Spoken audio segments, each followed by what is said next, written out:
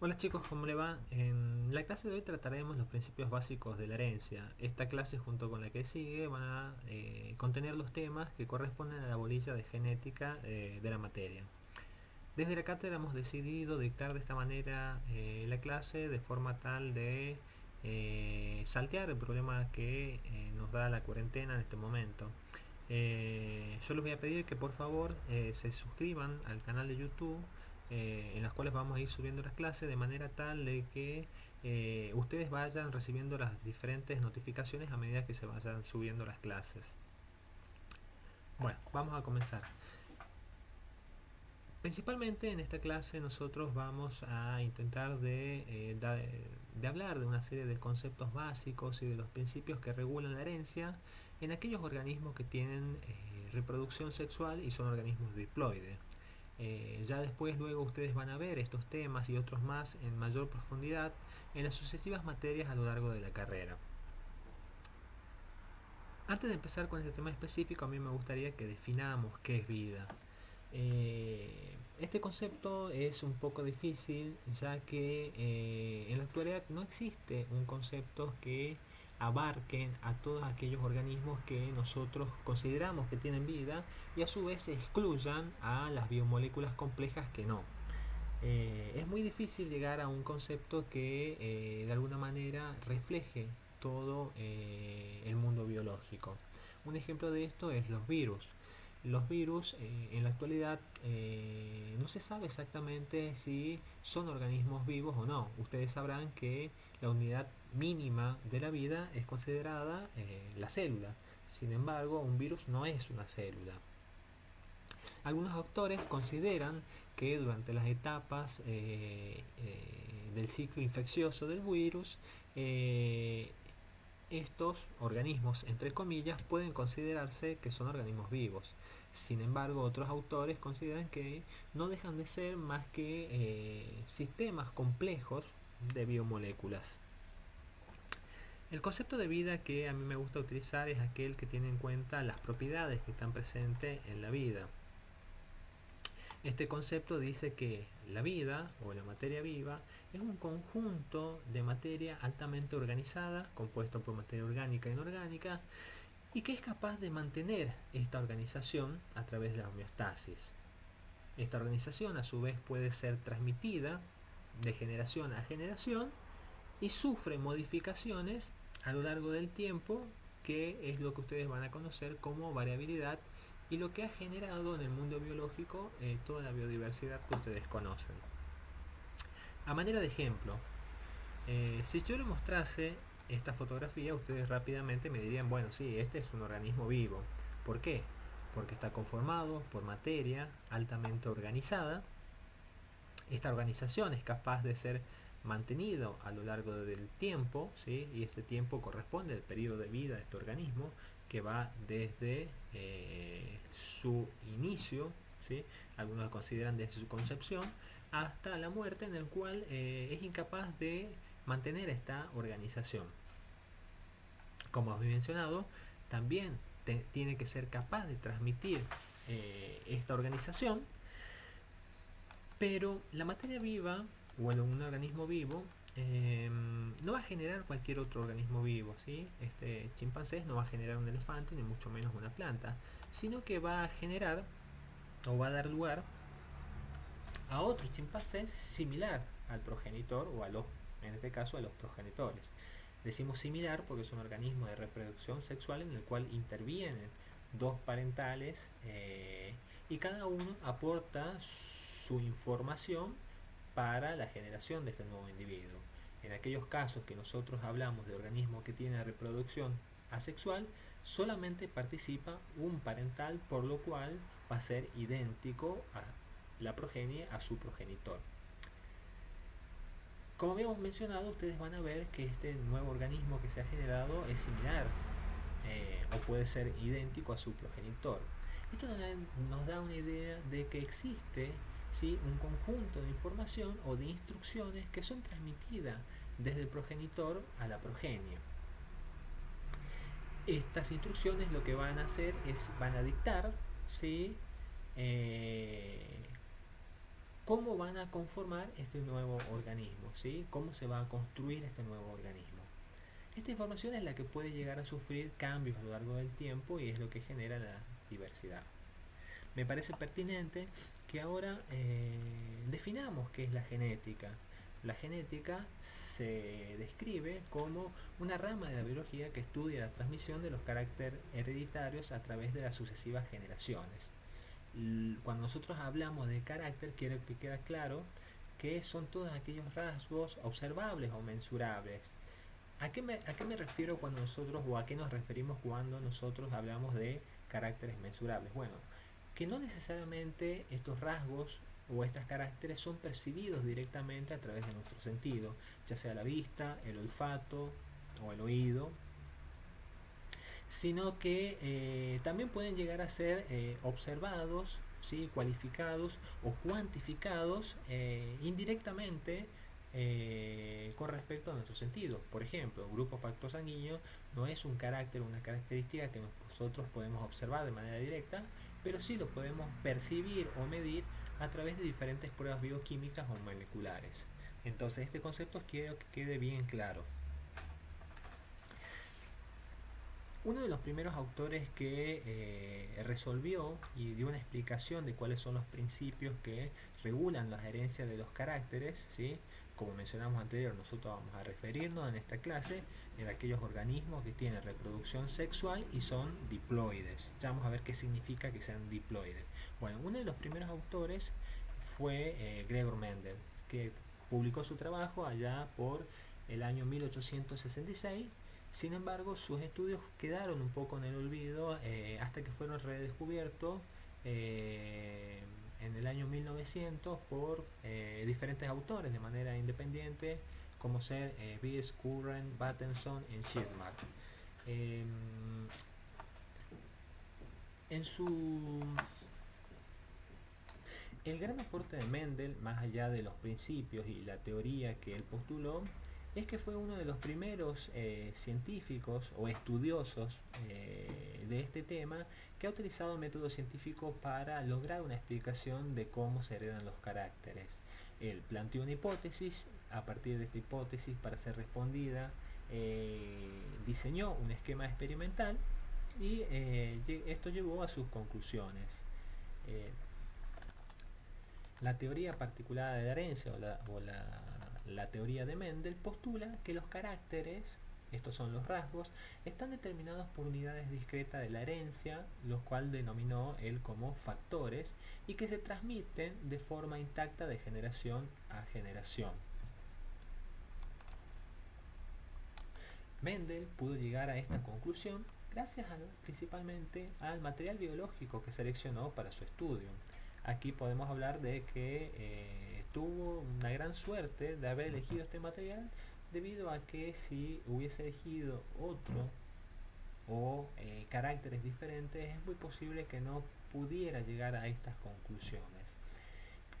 El material biológico que Mendel utilizó para llevar a cabo sus estudios fueron los guisantes de el género Pisum sativum, la especie, el cual es un pequeño guisante de jardín, muy pequeñito, como ustedes vieron en la diapositiva anterior. Aquí hay una fotografía de la parcela real en el cual Mendel llevó a cabo sus estudios, ¿sí? Esto es en la actualidad en lo que era Bonn, ¿sí? La ex República Checa. Bueno, estos guisantes presentan una serie de características, como hemos dicho, que lo hacen ideal para su estudio.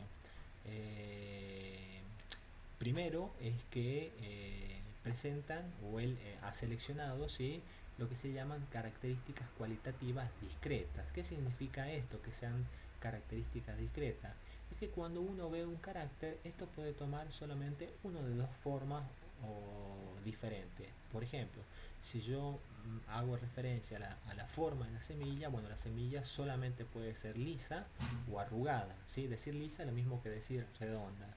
A su vez, el color de la semilla puede ser amarilla o verde, la forma de la vaina puede ser hinchada o contraída. Bueno, lo que significa que sea discreta es que puede tomar una de estas dos formas. a diferencia de lo que son los caracteres continuos, que pueden tomar diferentes valores entre dos extremos. Esto hace que el estudio sea bastante predecible.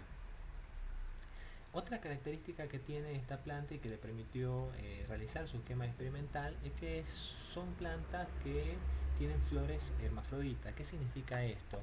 Que dentro de una misma flor se forman tanto el polen como los óvulos, que van a dar lugar, luego de la fecundación, la semilla.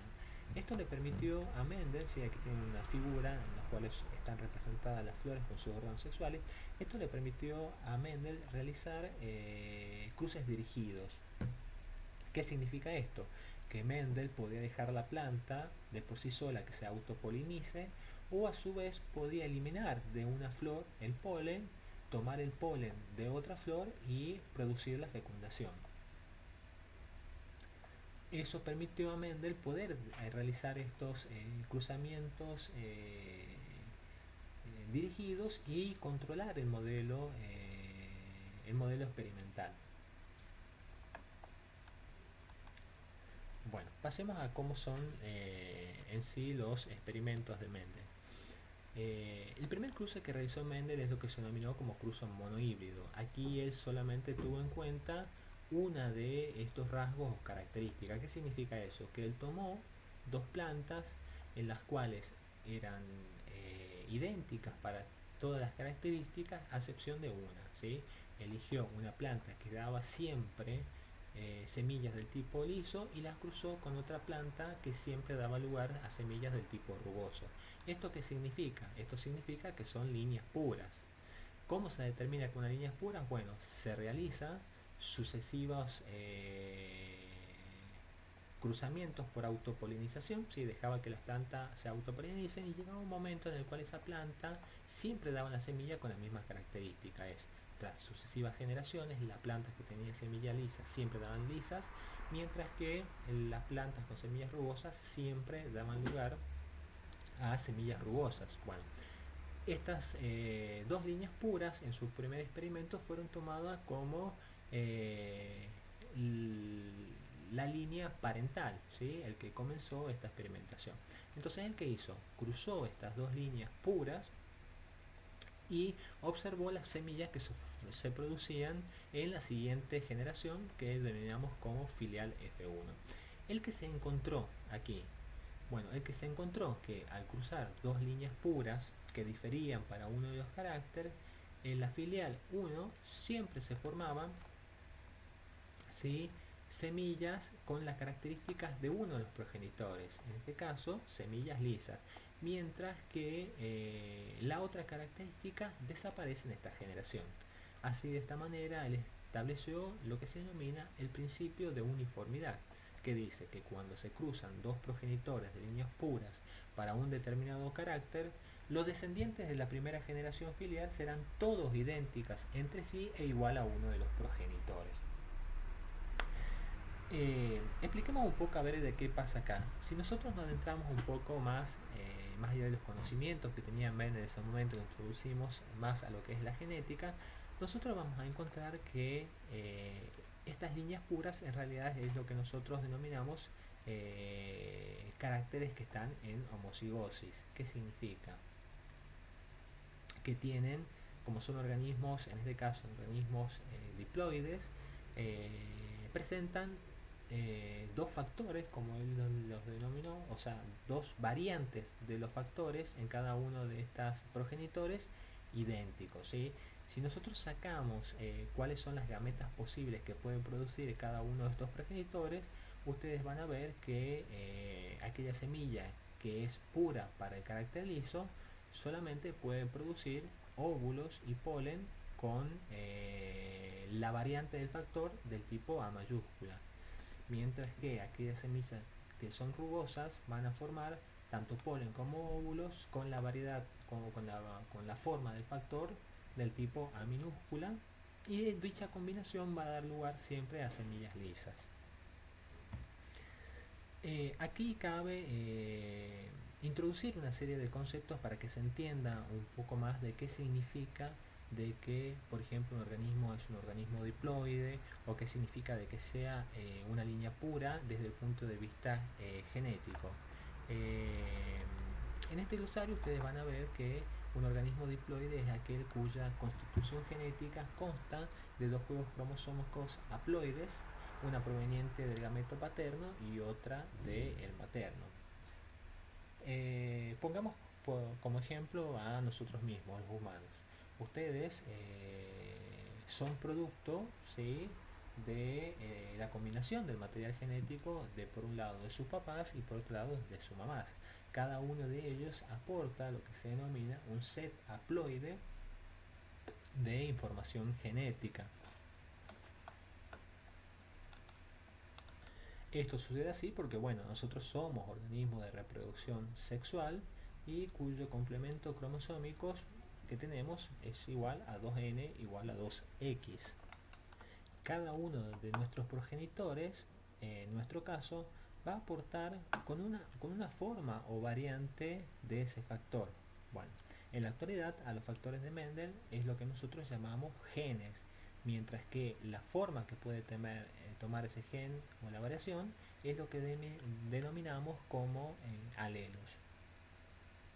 Eh, en nosotros en particular, al ser organismo de reproducción sexual, recibimos alelos tanto de nuestro padre como de nuestra madre, por lo cual nosotros tenemos dos alelos para cada gen. Pero esto no significa que solamente existen o existan dos alelos en la población. Dentro de la población existe un pool específico de cada población de alelos, y dentro de ese pool de alelos cada uno de nosotros puede tener o tomar diferentes combinaciones dependiendo de cuál sea el alelo que porte cada progenitor. Otro concepto que podemos aclarar es qué significa líneas puras. Habíamos hablado que desde el punto de vista de Mendel esas líneas puras eran que cuando nosotros cruzamos o dejábamos que estas plantas se autopolenicen a través de sucesivas generaciones, siempre daban lugar a semillas o tallos que tenían la misma característica. Bueno, esto lo que significa es que estos organismos son homocigotos. ¿Qué significa? Que los dos alelos para ese gen son idénticos. En cambio, cuando nosotros hablamos de una planta híbrida, ¿sí?, o de un carácter híbrido, es que los alelos para ese gen difieren, ¿sí? Es cuando nosotros decimos y dominamos que un organismo es heterocigota. Por otra parte, cuando nosotros hablamos de los caracteres, es lo mismo decir fenotipo. ¿Se acuerdan cuando habíamos definido que era un carácter? Bueno, un carácter, sí, habíamos definido cómo son aquellos rasgos observables o medibles, directa o indirectamente. Bueno, ese es el equivalente del fenotipo. Por otro lado, nosotros podemos hablar de un fenotipo dominante o un fenotipo recesivo. El fenotipo dominante es aquel, ¿sí?, que siempre aparece durante la F1, mientras que el fenotipo recesivo es aquella característica que se permanece o desaparece durante la filial 1 tras el cruce de dos parentales. Y cuando nos referimos a genotipos, estamos haciendo referencia a la constitución o composición alélica que determina un carácter determinado. Ya vamos a ir utilizando estos términos y van a ir comprendiéndose un poco más.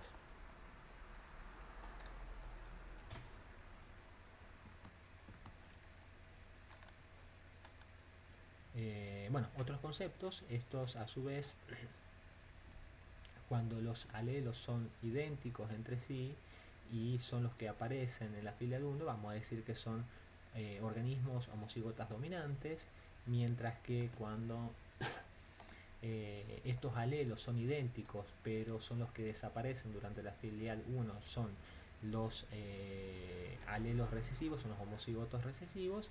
Y cuando un organismo es híbrido, o sea que presenta dos alelos diferentes para un factor o gen, se denominan organismos heterocigotas. En el siguiente experimento de Mendel, y que permitió establecer su segundo postulado, él también trabajó con un cruce monohíbrido, como había mencionado, Un cruce monohíbrido es aquel en el cual se tiene en cuenta solamente una de las características que puede presentar la planta. En este cruce monohíbrido lo que hizo es, bueno, ¿se acuerdan? Este cruce ya lo hemos hecho, en el cual se cruzó la línea parental, ¿sí? Dos líneas puras o homocigota, en este caso, como tiene dos alelos iguales y son dominantes, se denomina homocigota dominante, y en este caso es homocigota recesivo, ¿sí? Porque tienen dos alelos. La manera de representar si un alelo es dominante o recesivo es que aquellos alelos dominantes se los indica con la letra mayúscula, mientras que los recesivos con letras minúsculas. Nuevamente, aquí están, ¿sí? Los tipos de gametos que pueden llegar a producir una semilla lisa son óvulos y polen con esta característica, con un alelo dominante, mientras que la rugosa pueden formar polen y óvulos con la característica recesiva. Nosotros habíamos llegado hasta este punto en el cual decíamos que toda la filial 1 que se formaba eran semillas lisas, ¿sí? Que era una de las características de los progenitores, mientras que la característica de rugosa había desaparecido en esta región. Si nosotros analizamos el genotipo de esta semilla, van a encontrar que en realidad este organismo es un organismo heterocigota para este carácter. En el siguiente experimento de Mendel, él lo que realizó fue permitir la autofecundación y analizó cómo eran las proporciones tanto genotípicas como genotípicas en la filial 2. Si ustedes acá vemos qué tipos de gametas pueden llegar a producir esta semilla, ustedes van a ver que en el momento de la segregación de los cromosomas que ocurre durante la meiosis, ustedes van a ver que esta semilla puede formar, ¿sí?, uno de los parentales, tanto polen como óvulo, con el alelo dominante o con el alelo recesivo. Mientras que desde el punto de vista de los óvulos que se pueden producir, también pueden formar óvulos con el alelo dominante o con el alelo recesivo. Al producirse el cruce de autopolinización, lo que observó Mendel en sus experimentos es que de este cruce, aquel carácter que había desaparecido en la F1 vuelve a reaparecer y lo hace en una proporción que se mantiene independientemente del carácter que esté en estudio. Ustedes van a ver que aquí la proporción fenotípica, ¿sí?, que es el rasgo característico que ustedes van a ver, es 3:1. ¿Qué significa? Que de cada 4 semillas, ¿sí?, 3 van a ser lisa, mientras que una va a tener la característica rugosa. Desde el punto de vista genotípico, ustedes pueden observar que son diferentes desde el punto de vista de composición genética. Van a ver que esta semilla lisa es... Ustedes van a ver que esta semilla es homocigota dominante para el carácter de semilla lisa. Estas dos son heterocigotas y esta es homocigota recesivo, por lo cual las proporciones genotípicas van a ser de 1, 2, 1. ¿Sí? ¿Se entiende esto? Bueno, lo que ustedes observan o pueden llegar a medir en un organismo, en un carácter particular, es el fenotipo, ¿sí? Tenemos 3 semillas lisas y una rugosa, relación 3:1. Mientras que cuando nosotros nos referimos a la composición genética que tiene esta característica, ustedes van a ver que una semilla es homocigota dominante, 2 son heterocigotas y 1 es homocigota recesivo. A partir de este experimento, Mendel llegó a su segundo postulado. Su segundo postulado es el postulado de segregación igualitaria. ¿Qué dice este postulado? Bueno, este postulado dice que cada individuo lleva un par de factores hereditarios para cada característica. Los miembros del par se separan o segregan durante la formación de las gametas. Estos resultados él obtuvo, ¿sí? Acá tienen una lista. Él no solamente trabajó con la textura de las semillas, sino que también trabajó con la coloración de las semillas, con la coloración de los pétalos, si las vainas eran hinchadas o adheridas, si estas vainas a su vez eran de color verde, amarilla y así sucesivamente. Él, para todos estos experimentos, ¿sí?, él encontró que estas proporciones, tanto fenotípicas como genotípicas, eran mantenidas en las sucesivas generaciones.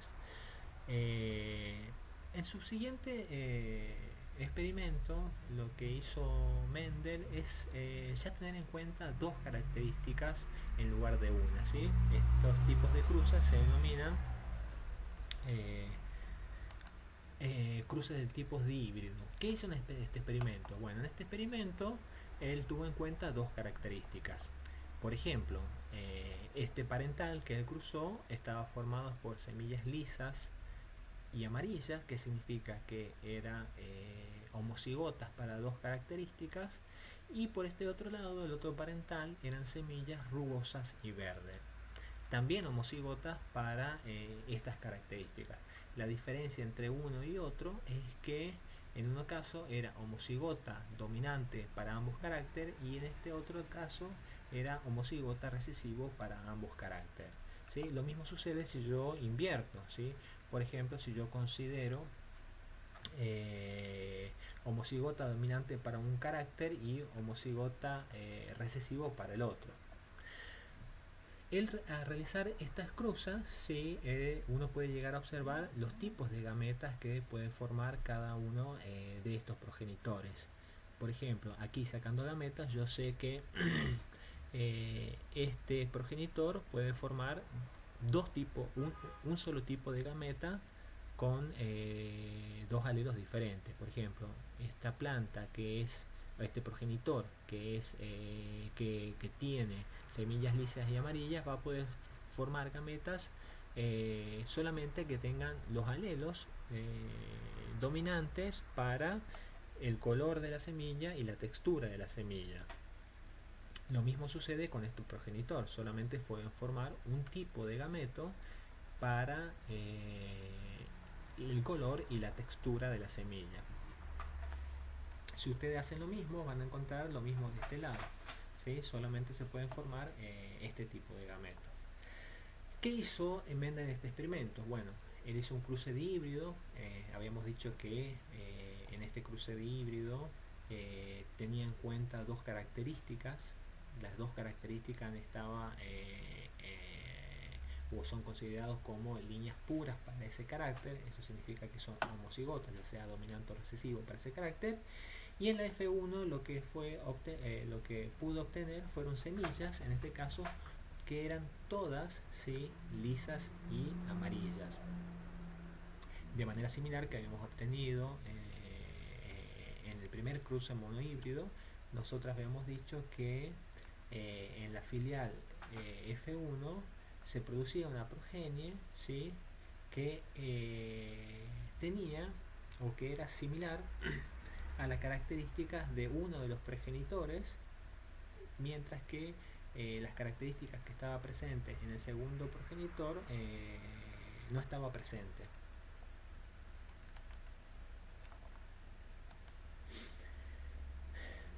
Bueno, analizando un poco de cómo es la composición genética de esta filial 1, nosotros podemos de alguna manera predecir qué sucede en la F2, que fue lo que realizó Mendel en su experimento de los cruces de híbrido. Él en este experimento lo que hizo fue dejar que esta F1 se autopolinice. Aquí este cuadro que ustedes ven aquí es lo que se denomina cuadro de Punnett y es para de alguna manera graficar y luego poder hacer los cálculos de las frecuencias genotípicas y fenotípicas de toda la progenie posible que se puede generar de los cruces de estos individuos, ¿sí? Aquí en esta F1, como hemos dicho, Mendel lo que hizo fue dejar que esta F1 se autopolinice, que habíamos dicho que fenotípicamente formaban todas semillas lisas y amarillas y genotípicamente son heterocigotos para ambos caracteres. Entonces veamos cuáles son los tipos de gametos que puede producir cada parental. Como nosotros habíamos dicho que estos son organismos de reproducción sexual y en el cual durante la meiosis cada una de estas gametas va a aportar un set haploide de cromosomas, vemos que las gametas que pueden llegar a formarse son, si ustedes hacen las combinaciones de cada uno de estos genes, bueno, esta B mayúscula se combina con la R mayúscula, que es BR, esta B mayúscula con la R minúscula, ¿sí? Forma esta gameta, esta combinación entre la B minúscula y la R mayúscula forma esta gameta, y esta B minúscula con esta R minúscula forma esta otra gameta. Lo mismo sucede con el otro progenitor. Si nosotros dejamos y realizamos esta cruza, se puede observar, ¿sí? Qué sucede en la siguiente generación y qué es lo que obtuvo Mendel en su experimento de cruce de híbridos. Al analizar todas las combinaciones posibles, nosotros observamos que al cruzar una gameta que tiene un alelo dominante tanto para la textura como para el color de la semilla con otro similar, va a dar lugar a todas semillas que son lisas en este caso y amarillas, y que son homocigotas dominantes para ambos caracteres, ¿sí? Que es esta aquí.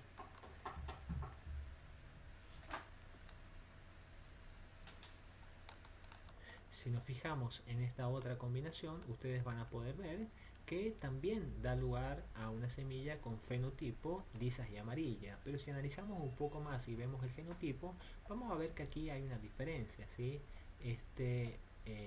Esta semilla es, al igual que la anterior, es homocigota dominante para la textura de la semilla. Sin embargo, es heterocigota para el color de la semilla. Más allá de que sea amarilla, el carácter verde se encuentra enmascarado, ¿sí? Bueno, si ustedes realizan todas las combinaciones posibles con las gametas que se llegan a producir, ustedes se van a encontrar con esta situación. Al analizar van a ver que si empiezan a contar vamos a tener 1, 2, 3, 4, 5, 6, 7, 8, 9, por lo cual fenotípicamente se forman 9 semillas amarillas y lisas. Si ahora nosotros tenemos en cuenta las semillas amarillas pero rugosas, vamos a tener 1, 2, 3, que es esta proporción que ven aquí. Lo mismo sucede si tienen en cuenta las semillas que son verdes y lisas, 1, 2, 3 por aquí. Y a su vez aquellas semillas que son rugosas, ¿sí? Y verdes, que tenemos una por acá. Por lo cual nosotros podemos ver que la proporción fenotípica de este cruce de híbridos van a ser 9, 3, 1, que es lo mismo que decir, ¿sí?, que es una proporción 3 a 1 por 3 a 1, que era lo que habíamos visto en el cruce monohíbrido. ¿Qué significa esto? Bueno, este significado, a partir de estos números, lo que significa es que, y nos permite establecer el tercer postulado de Mendel, es que durante la formación de las gametas, cada uno de los alelos se agregan de manera independiente de otros pares, es decir, que los factores hereditarios para cada característica se distribuyen de forma independiente una de otras. ¿Qué significa esto? Bueno, esto significa, por ejemplo, pongamos un ejemplo práctico, es independiente, ¿sí?, que yo tenga una característica con respecto a otra. O sea, yo puedo tener un color de piel determinados y el color de cabello que tenga respecto a eso es independiente, ¿sí? Todas las combinaciones son infinitas. A ver, explicándome un poco mejor. El hecho de que en este caso en particular la semilla tenga una textura lisa o rugosa es independiente del color que puede llegar a tener. Eso es lo que significa de que los caracteres segregan de manera independiente uno respecto al otro. Posteriormente, con las mejoras del material óptico en estudios llevados a cabo por Sutton y Boveri, ellos pudieron advertir que el comportamiento de las gametas o de los cromosomas durante la formación de las gametas en diferentes organismos eran muy similares al comportamiento que tenían estos factores de Mendel. A partir de estas observaciones se planteó la teoría que se conoce como la teoría cromosómica de la herencia, la cual postula que estos factores, ¿sí?, que son estos genes que nosotros nombramos hoy, se encuentran físicamente dentro de los cromosomas de cada una de las células. Ese lugar físico en el cual se aloja eh, este gen, este material genético, se denomina locus o loci si hablamos en plural. Esta teoría dice que los caracteres hereditarios están controlados por genes que residen en los cromosomas que son fielmente transmitidos a través de las gametas, manteniendo así la continuidad genética de generación a generación. Bueno, esto es discutible en varios aspectos, pero ustedes sabrán que los genes pueden sufrir mutaciones, por lo cual no necesariamente se transfieren de manera fiel.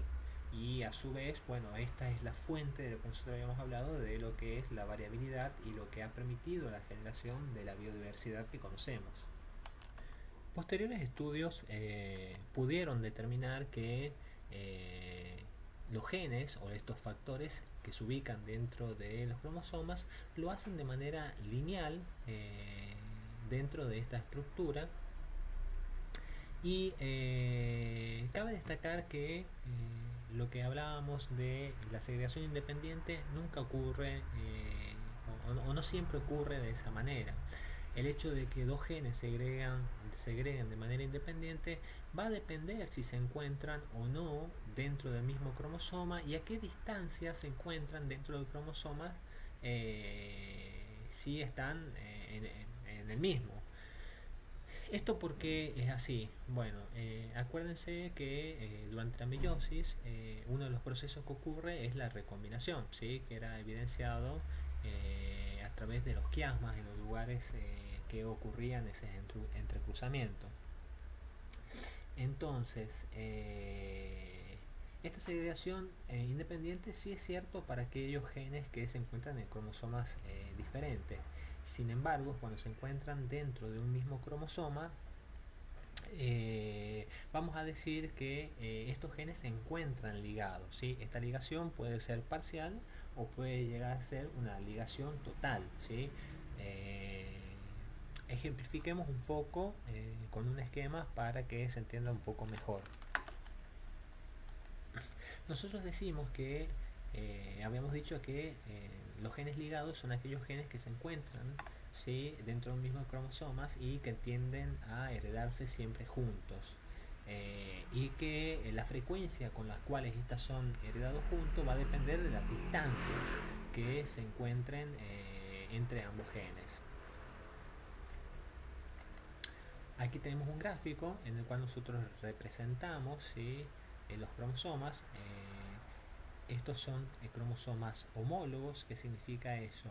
Que este cromosoma en particular es heredado de uno de los progenitores, ¿sí? Es uno de los cromosomas del Z haploide, por ejemplo, del padre, y este otro cromosoma proviene de la madre.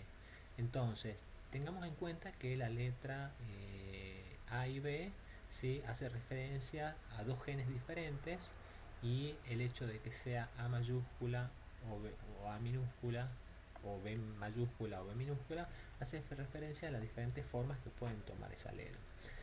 Aquí nosotros vamos a encontrar que estos genes se encuentran en el mismo cromosoma.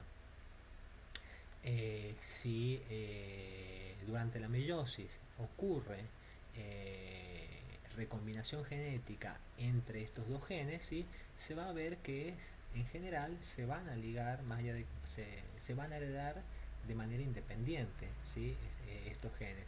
Ustedes van a ver que se van a formar gametas que tengan el alelo dominante para A y B, ¿sí?, dominante y recesivo para A y B, recesivo y dominante para A y B, y recesivo para ambos alelos, ¿sí? Si ustedes sacan proporciones, ¿sí?, ustedes van a ver que aquí todos los genes se producen, o todos los gametos producen una redistribución de los alelos de manera independiente. Pero ¿qué pasa si estas distancias son más cortas? ¿Sí? Por ejemplo, si yo tengo esta situación, si el gen A y B están muy próximos entre sí, bueno, ¿qué sucede? Sucede que en general la probabilidad de que ocurra entre cruzamiento entre estos dos genes es más bajo, ¿sí? A medida que más pequeña sea la distancia física entre estos genes, es menos probable de que ocurra esta recombinación, por lo cual estos genes van a tender a siempre darse juntos en esta combinación. Un ejemplo sencillo y que es bastante evidente que uno ve, por ejemplo, en los humanos, ustedes en general, y se le viene imagen rápido a la cabeza, que todos los pelirrojos, por ejemplo, los individuos pelirrojos son pecosos. ¿Por qué? Porque bueno, tanto el alelo que determina el color del pelo rojo como la presencia de pecas están próximos entre sí dentro de el cromosoma, por lo cual tienden a heredarse juntos. Esto lo que indica es que aquí no se está cumpliendo el postulado de segregación independiente, ¿sí? Aquí estos genes tienden a heredarse juntos, por lo cual no se cumple ese postulado. Una cosa que acaba de aclarar y que así empezamos las clases es que los postulados de Mendel no se aplican para todos los organismos, sino que los postulados de Mendel se aplican para aquellos organismos que son de reproducción sexual, organismos que son diploides, a su vez es para genes que tienen una herencia del tipo a ver, que son caracteres del tipo cualitativo, ¿sí? Discretos. Acá hacíamos referencia. Bueno, que pueden tomar una de dos formas. Si yo, por ejemplo, tomase la altura y cruzo una planta de un tallo, qué sé yo, de 1 metro con otra de medio metro, yo no voy a tener una planta que tenga un valor u otro, sino que voy a tener una medida que va a depender de la composición genética de ese nuevo individuo. Esas características son del tipo continua. Así que significa eso, que puede tomar cualquier valor dentro de ese rango o dentro de esos valores extremos que tiene cada uno de esos progenitores. Eh, y a su vez también no se aplica para aquellos genes que están ligados y solamente para aquellos genes que están en cromosomas autosómicos. Ya vamos a ver cuál es la diferencia o qué significa que sean genes autosómicos o genes ligados al sexo. ¿Sí? Eso en la siguiente clase vamos a profundizar un poco más. Aquí yo les dejo a manera de resolución de un problema, porque van a tener durante la guía de práctico la resolución de algunos problemas sencillos, de manera tal de que ustedes puedan predecir con estas leyes de Mendel cuáles serían las proporciones de fenotipos y genotipos que aparecen en la siguiente generación luego de una cruza dirigida. En este ejemplo, por ejemplo, nosotros en este ejercicio tomamos el ejemplo y planteamos que, bueno, en el perro de la raza pastor alemán, ¿sí? Las orejas rectas son dominantes sobre las caídas. Entonces, el primer punto que nos pregunta resolver es qué pasaría si yo cruzo, ¿sí? Acá vamos a marcar la pregunta. ¿Qué pasaría en un cruce de un perro macho con orejas rectas homocigotas con una hembra de orejas rectas heterocigotas y me pide que indique cuál sería la F1? Bueno, lo primero que tenemos que hacer aquí es el planteo del problema. Entonces, el planteo que me dice que las orejas rectas son dominantes, ¿sí? Por lo cual lo vamos a representar con la letra R mayúscula, mientras que las orejas caídas son recesivos, representadas con la letra R minúscula.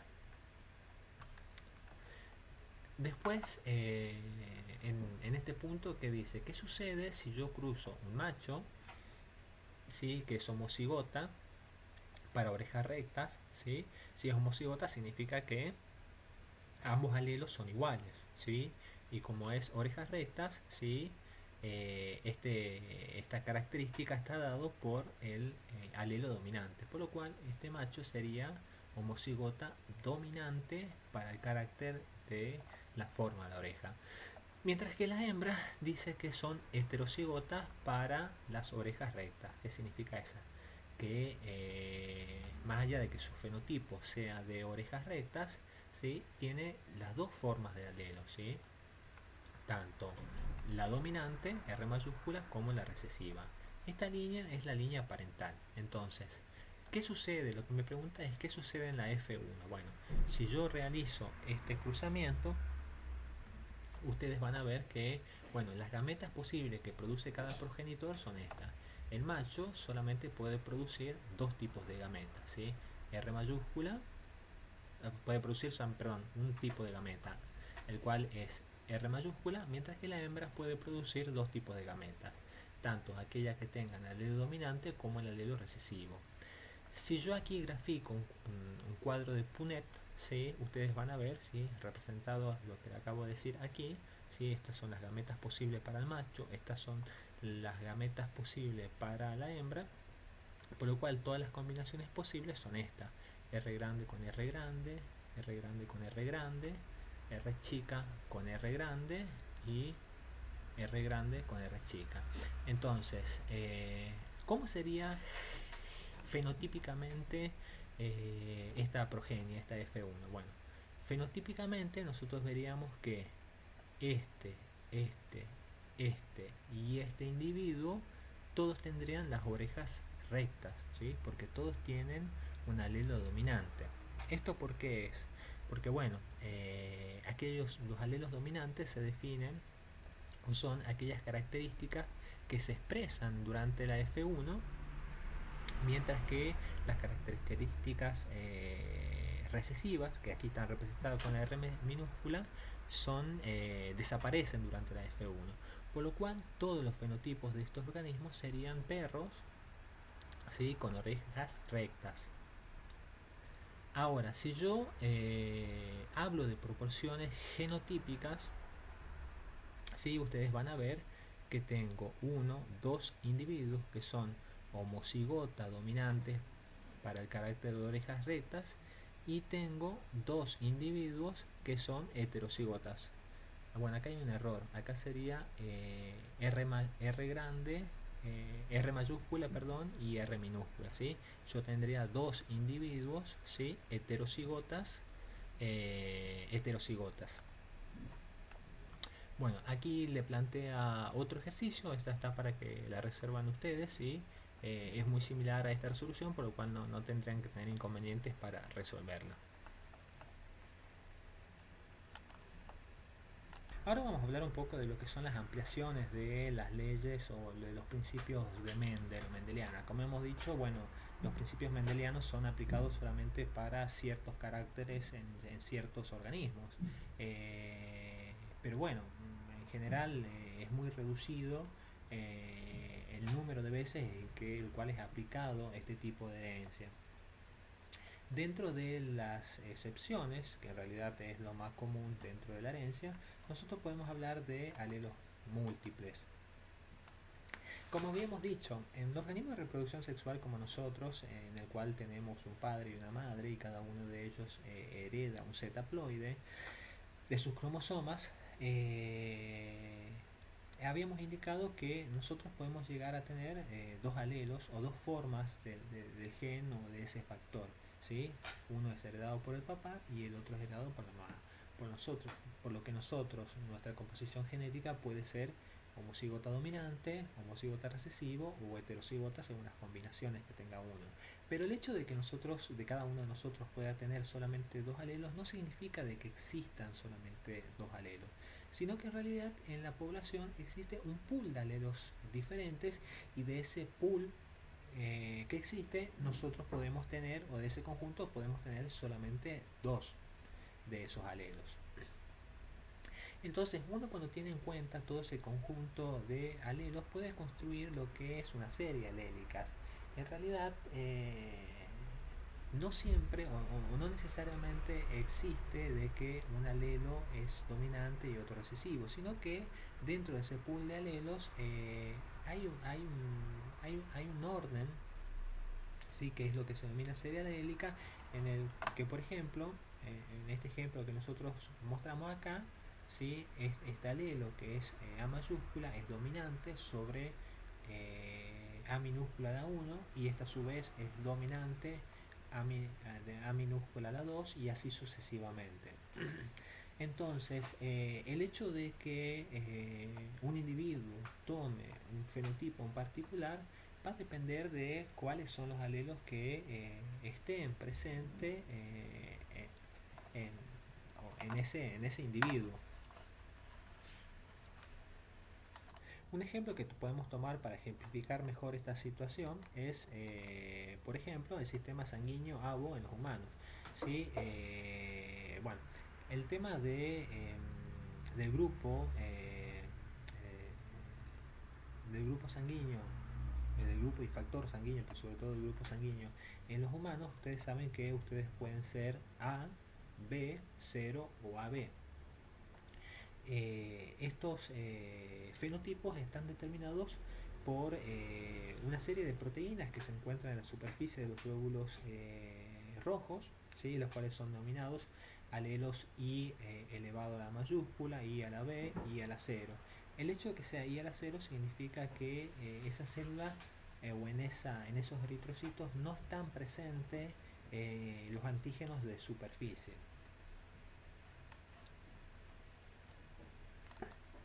Entonces, teniendo en cuenta, ustedes aquí pueden ver que los alelos, ¿sí?, presentes dentro de la población son tres. Son estos tres que acabábamos de mencionar.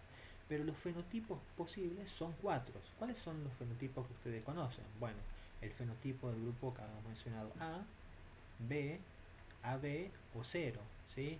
¿Cuáles son los genotipos posibles a partir de esos alelos? Bueno, un fenotipo A puede ser un individuo que tenga los dos alelos, los dos alelos para la isoglutina A, o puede tener el A y el otro alelo estar ausente, ser cero. Lo mismo sucede para el B, pero cuando ustedes combinan o tienen presente tanto el alelo A como B, le va a dar lugar a lo que es el fenotipo AB del grupo sanguíneo. Este fenómeno es lo que se denomina de fenómeno de codominancia. Bueno, en el caso de que no tenga ninguna de estas proteínas en la superficie, da lugar al grupo 0. Entonces, si nosotros observásemos la superficie de los eritrocitos, ¿qué estaríamos viendo? Que aquellos individuos que son del grupo A, en su superficie tienen proteínas del tipo A, las que son del grupo B tienen presente proteínas del tipo B, mientras que las que son del grupo AB tienen tanto las proteínas del tipo A y el tipo B. Bueno, aquí en este ejemplo en particular no se conservan las proporciones de Mendel, ¿sí? Porque se esperaría de que en este caso particular ya sea el alelo A o el B sea dominante sobre el otro, y en realidad aquí se da un fenómeno que se llama fenómeno de codominancia, que es que cuando ambos alelos están presentes, estos se expresan de manera simultánea en el mismo individuo. Otro de los casos en donde se modifican las proporciones de la leche de Mendel son aquellos genes que están ligados al sexo, que es lo que se llama herencia ligada al sexo. Acá vamos a hacer una aclaración. En los organismos eucariotas ustedes pueden encontrar dos tipos de cromosomas. Bueno, en aquellos organismos eucariotas en el cual la determinación del sexo es a través de cromosomas.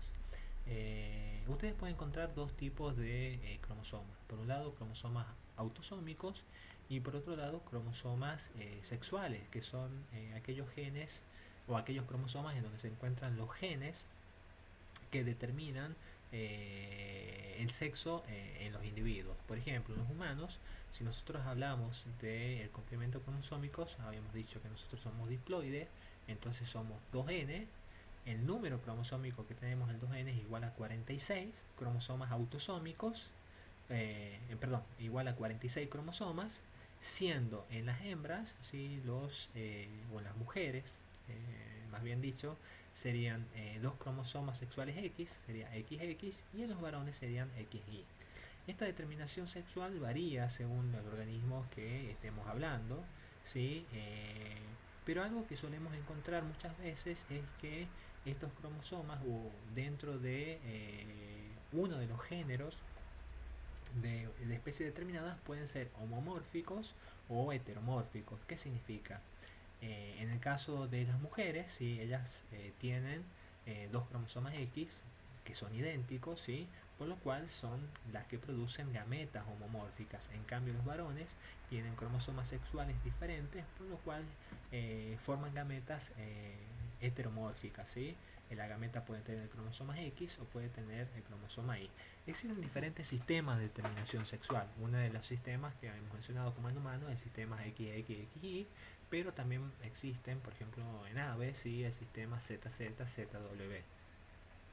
A su vez, en algunos casos, el género o el sexo homomórfico es el macho y, perdón, homomórfico es la hembra, y en otros casos puede ser el macho. Veamos o tomemos como ejemplo a ver qué sucede en humanos. ¿Sí? Aquí están representados los cromosomas sexuales, ¿sí? Tanto en el hombre como en la mujer. Este vendría a ser el cromosoma Y y este sería el cromosoma X en las mujeres. Habíamos dicho que si nosotros tomamos así, un hombre, ¿sí? Tendría presente el cromosoma tanto X como el cromosoma Y, mientras que las mujeres tendrían dos de este cromosoma. Si nosotros analizamos los genes que están presentes en cada uno de estos cromosomas, nosotros vamos a encontrarnos que tenemos dos regiones. Tenemos una región homóloga, que ¿qué significa? Que son estas regiones que están en color rojo. Que estos genes son comunes para ambos cromosomas, mientras que tenemos toda una región que es una región diferencial, que son genes específicos para cada gene, ¿sí? Los genes que están presentes aquí en este cromosoma están presentes en doble dosis en la hembra, mientras que en una sola dosis en los varones, mientras que el cromosoma Y es exclusivo en los hombres, en el caso de los humanos. Esto lleva a que aquellos genes que se encuentran en este cromosoma modifiquen las proporciones mendelianas y tengan una herencia de tipo ligada al sexo. Tomemos o pongamos un ejemplo. Por ejemplo, bueno, cuando nosotros hacemos referencia a genes que se encuentran en el segmento diferencial del cromosoma Y, hablamos de genes holándricos y su transmisión queda restringida al sexo heterogamético. ¿Esto qué significa? Significa que supónganse que un gen en particular es que está presente en la región diferencial del cromosoma Y, ese gen solamente se va a transmitir a los hombres. ¿Por qué? Porque las mujeres no tienen este cromosoma presente en su composición genética. Entonces, pongamos un ejemplo. Un ejemplo es una alteración de gen holándrico, es la hipertricosis, ¿sí? Esta hipertricosis se debe a una mutación, ¿sí? De un gen que está presente en la región diferencial del cromosoma Y, a eh, que lleva a que los hombres desarrollen vellos a nivel de las orejas, ¿sí? Este fenotipo, ¿sí? Como ustedes lo ven aquí, solamente va a estar presente en los hombres y no en las mujeres. ¿Por qué? Porque solamente el hombre es el que va a recibir este cromosoma, mientras que en las mujeres va a estar ausente. A su vez también no existe una relación de dominancia-recesividad, porque este gen que está en la zona diferencial del cromosoma Y está en una única dosis, porque no tiene su contraparte. Como habíamos dicho, en los hombres la composición genética, así que determina el sexo, va a ser XY, por lo cual va a tener solamente un alelo para este gen, por lo cual siempre se va a expresar. Cada vez que esté esta mutación va a ser expresada y no va a haber un segundo alelo que lo llegue a enmascarar. No existe una relación de dominancia-recesividad. Lo mismo sucede con otros genes. Uno que ustedes van a ver durante el práctico es de daltonismo. en el cual este gen está ligado al cromosoma o está unido o ligado al cromosoma X. Ustedes van a ver que las proporciones mendelianas van a cambiar. ¿Por qué? Porque más allá de que esté en el cromosoma X, ustedes van a encontrar que en los hombres tienen solamente un cromosoma X, por lo cual esa alteración siempre va a estar manifestada. ¿Esto qué significa? Que cuando la mutación esté presente en el cromosoma X y ese individuo que tiene el cromosoma X es un hombre, se va a manifestar en el 100% de los casos. En cambio, en las mujeres sí va a tener un comportamiento un poco más similar a las leyes de herencia mendeliana. ¿Por qué? Porque las mujeres tienen dos cromosomas X, por lo cual va a existir una relación de dominancia-recesividad. En el momento que ustedes entran a comparar las frecuencias fenotípicas, van a encontrar que siempre va a ser más común encontrar un hombre daltónico que una mujer. Y a su vez, desde el punto de vista de las frecuencias genotípicas, las mujeres van a poder ser homocigotas o heterocigotas, o bueno, homocigotas dominantes o recesivas o heterocigotas para este carácter, mientras que en los varones solamente van a tener uno de estos alelos. No va a haber, no va a existir un heterocigota, podríamos decir. Otras modificaciones que tenemos que tener en cuenta en lo que son las leyes de Mendel, lo que se denomina penetrancia y expresividad. A ver, son dos conceptos diferentes. Penetrancia hace referencia al porcentaje de individuos que presentan un genotipo determinado y lo expresa. ¿Qué significa esto? Esto significa de que yo puedo tener un genotipo determinado, pero no necesariamente lo manifiesto. ¿Esto qué significa? Ustedes van a escuchar que, por ejemplo, por ejemplo, pongamos un carácter así, como un ejemplo grueso. Supóngase que yo tenga el gen que determina el color de cabello rubio, ¿sí? Pero no necesariamente yo voy a manifestar esa característica. Pongamos un ejemplo un poco más ejemplificador. Bueno, yo tengo un gen que hace de que me induzca afecciones respiratorias, ¿sí? Por ejemplo.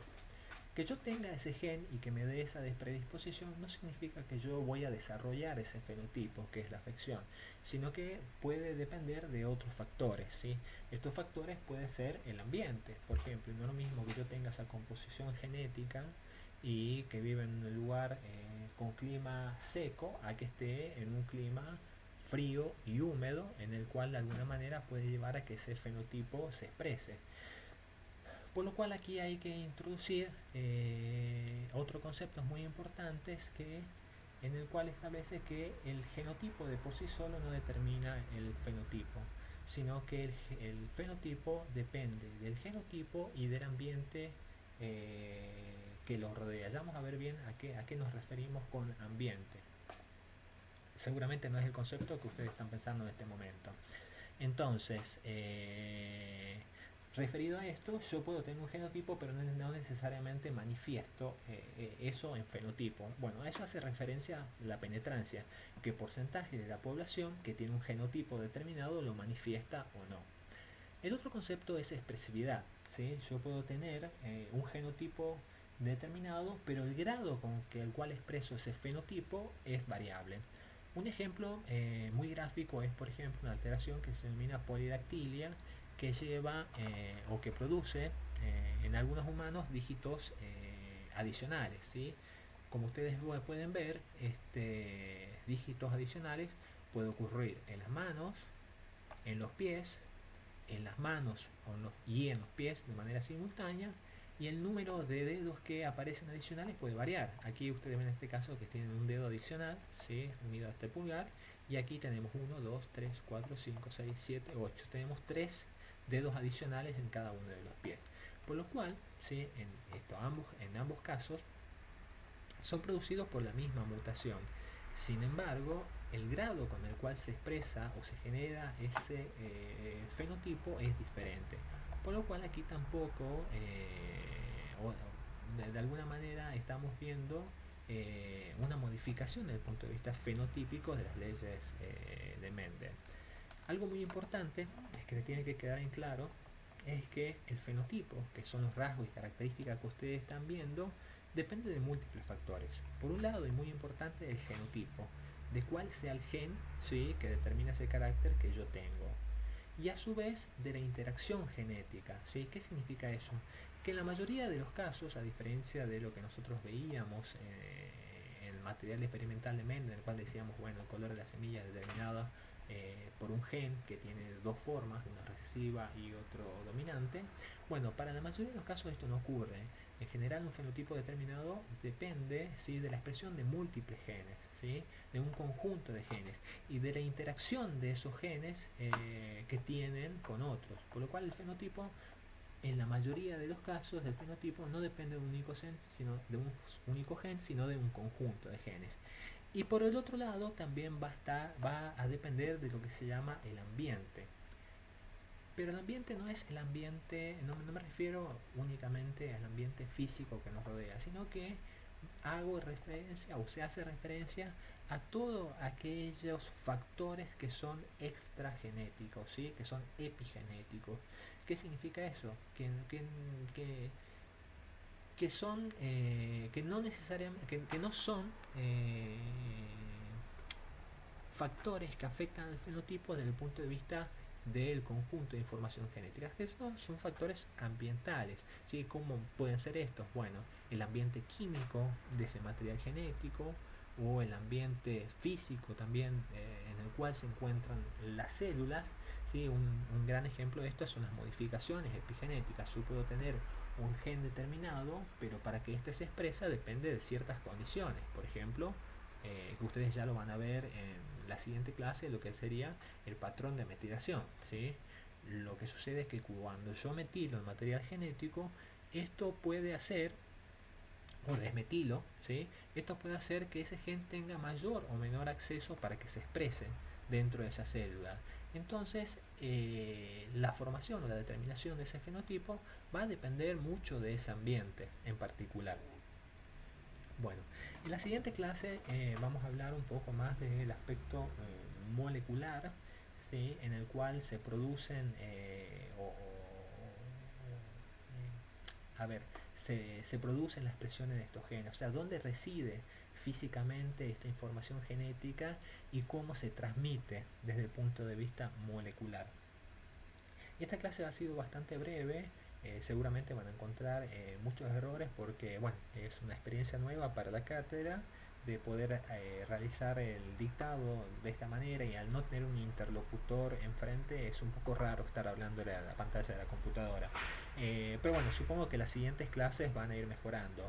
Lo que sí, en el campus virtual nosotros vamos a dejar un link, ¿sí?, que le va a remitir a la bibliografía correspondiente y los capítulos que ustedes deberían leer y que corresponde a esta unidad.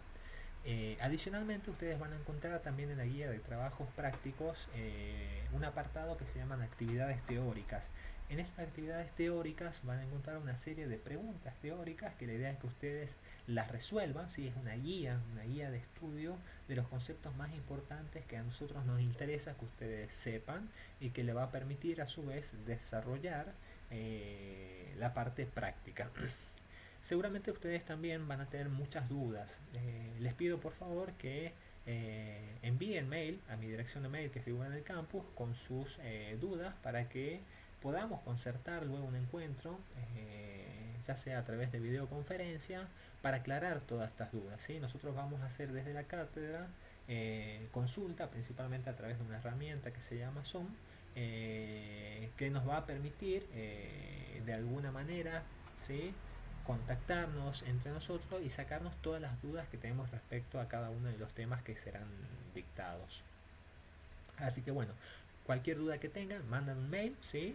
En general yo estas consultas las voy a dar los días viernes, y bueno, ya coordinamos bien un horario determinado para que todos nos conectemos y cada uno realice la pregunta, ¿sí?, la duda que tiene, y yo las pueda responder. Bueno, hasta la próxima clase.